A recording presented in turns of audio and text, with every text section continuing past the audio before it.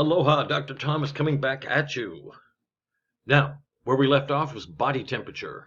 And the reason body temperature is included in this is because we're talking about the integumentary system, which has one organ. What is it? The skin. And skin plays a crucial role in regulating body temperature. So that's why they put it in this section. Okay, the key terms for body temperature. Core temperature is the internal temperature. Inner parts of the body, shells, surface. Thermal regulation, balance of heat production versus heat loss. As you know, the core temperature has to be kept within a very narrow range or it will be fatal. How do we produce heat in our body? Most of it's produced by the muscles. When we get, that's why we start shivering when we get jackhammering, is what they called it in the military, when you're like in real cold water, like in January and you're crossing a river. Do they do that kind of thing? They darn sure did in my day. I don't know about now. So you start jackhammering, shaking. Also, we obtain heat from metabolism, from the production of energy. The blood disperses the heat throughout the body. Heat is also produced by the liver and by the endocrine glands. And it's affected by food consumption. As you know, if you eat a heavy meal, you start getting hot and sweating and all. Or if it's cold weather, which of course it rarely gets in Hawaii, and you're real hungry, you're more you're sensitive to the cold, it seems like. Disease, physical activity. Obviously, if you're a couch potato, guys, you just sit around all the time, you're going to tend to be more cold-natured. Heat loss. It's very important to keep the heat regulated in the body. The majority of it is heat loss is through the skin. I'll get it out here in a minute. 80% through sweating. To change a liquid to a gas, you have to heat it up. Like if you want to produce steam, you got to put a pot of water on the stove and boil it up.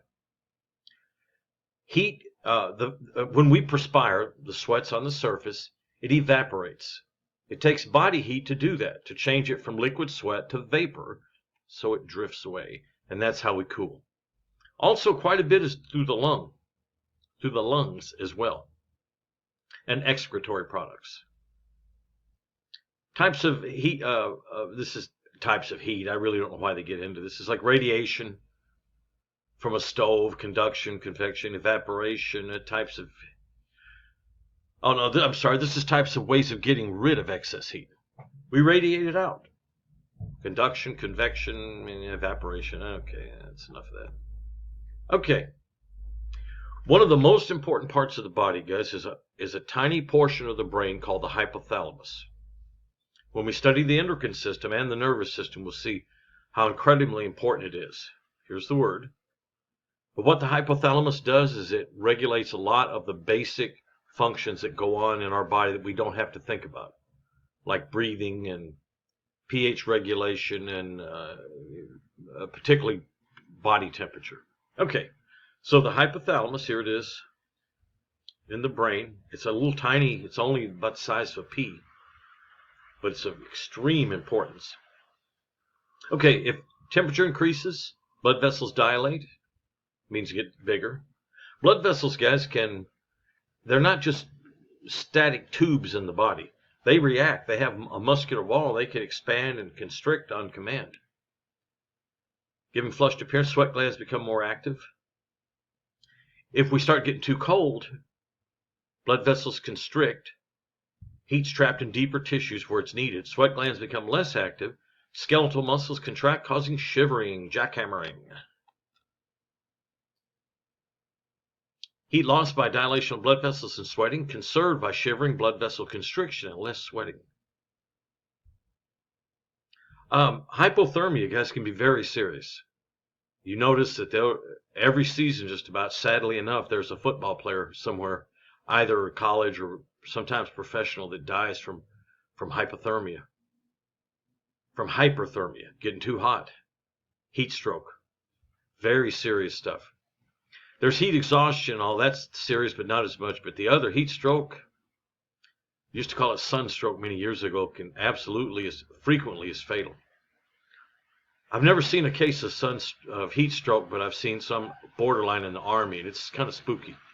You got to get these people cooled down right away, or they will not be alive very long. And if you've ever been a heat casualty, is how they term it in the Army, from that point onward, you have more of a tendency for it to happen. I'm not sure why. Okay, newborns and body temperature. We'll very quickly go over this. They lose more heat than they produce. Why? The large surface area, big bald baby heads, less insulation.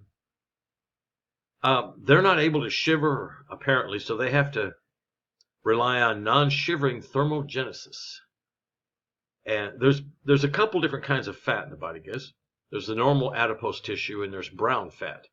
And brown adipose tissue right here is particularly rich in calories, so these infants start burning that up quickly too. Of course, that's why we have to keep them wrapped up in blankets and little footy pajamas and stuff.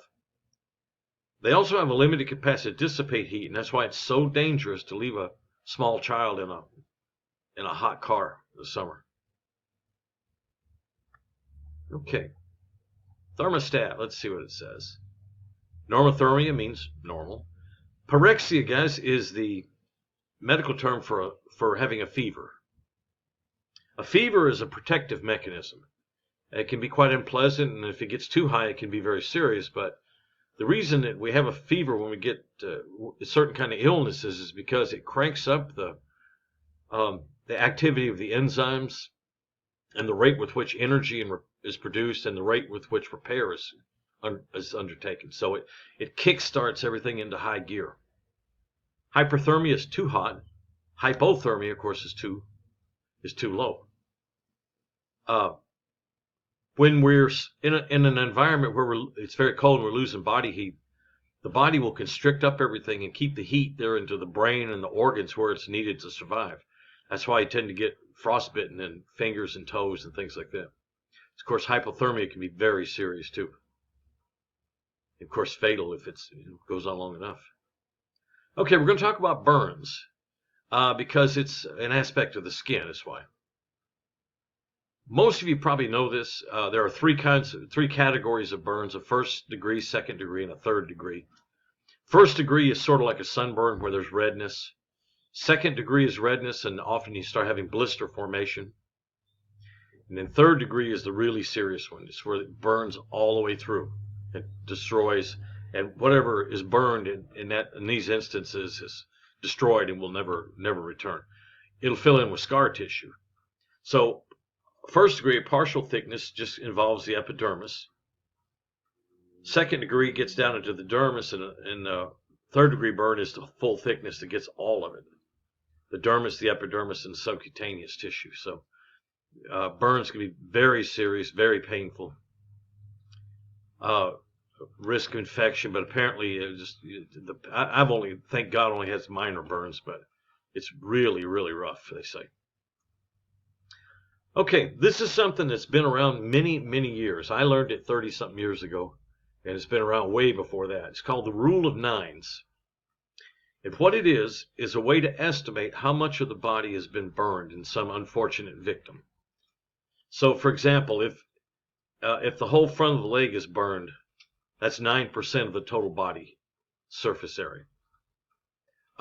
If the abdominal and chest area gets burned, that's 18% of the total body area. And so on. So this rule of 9, see, notice it's all multiples of 9. It's like 9 or 4.5, which is half a 9, or 18, which is 2 times 9, 4.5 for the forehead. So this is a way to guesstimate, or actually it's a way to fairly accurately estimate how much of an individual patient was burned. Eschar, if I'm pronouncing this right, is the scar tissue that forms along with burning, and it's tight and constrictive, acts like a tourniquet, breeds bacteria, secretes toxins, and they have to debride someone that's been burned badly like that, guys. They have to go in there and scrape away all that dead tissue that's never going to regenerate, and apparently that's really, really painful too. Changing dressings and stuff is horrendously painful. Skin care.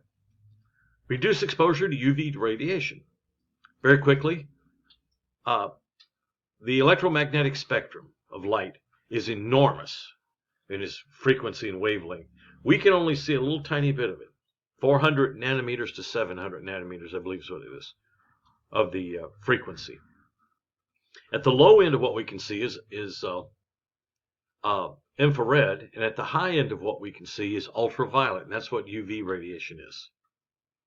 All of this is in natural light and sunlight and all. It's true that too much exposure to UV radiation can cause irreversible skin damage, particularly light-skinned people like me. But also, too, guys, and this is my opinion, but I've been in this field a long time. I'm not a dermatologist, of course, but sometimes there's a tendency for people within their own field sometimes to go too far, in my opinion. And for as long as I can remember, it's less now, but for as long as I can remember, the dermatologists have acted as though sunlight is like evil or sinful.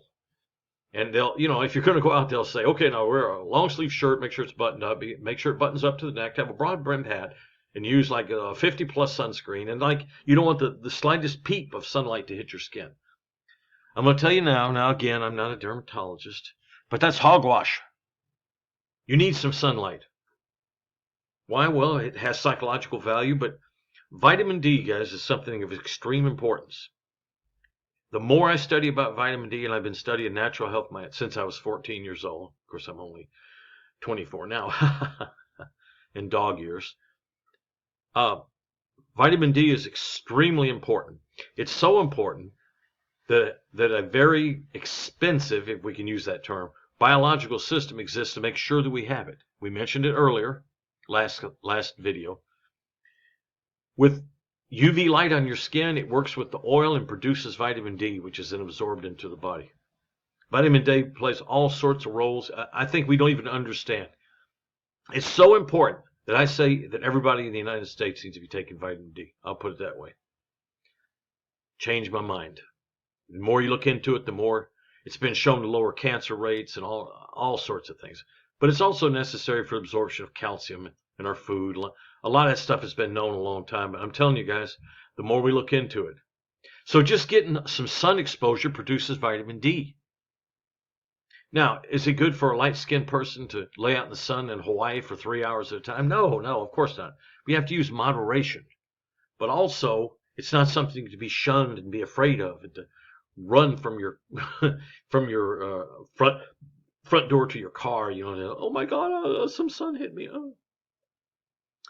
When you start slathering on the suntan lotion, and then you're demanding people put on a long sleeve shirt, a broad brim hat, zinc oxide on their nose, and you're taking it. Unless they're going to be out in the sun like they're fishing or something, they're going to be out all day long. That's my opinion. So certainly it needs to be done in balanced, but it's very important. Very important. Vitamin D especially. Vitamin D also, guys, be sure to get D3. It's very inexpensive. A month's supply is like $10 or something. So please think about it. Okay, we're finished. The skin, remember the epidermis, outer layer, the dermis, the subcutaneous layer. Notice where all the supporting structures are. The blood vessels are in the subcutaneous tissue. The hair shaft and the sweat glands and all that stuff is way down in the dermis, and then they extend up through the epidermis. So the integumentary system has one organ, the skin. It has some accessory structures, not instructions. Accessory structures are skin, hair, nails, sweat glands, sebaceous glands that produce sebum. Remember that the female breast is a modified sweat gland, and the cells that produce, tissues that produce serum and earwax are also modified sweat glands. Okay. All right, guys, the next topic is the skeleton. So we've gotten through the chemistry and the introductions and all, and we've covered our first system, the integumentary. We're going on to the skeletal system next time. Be there, be square. This is Dr. Tom signing off.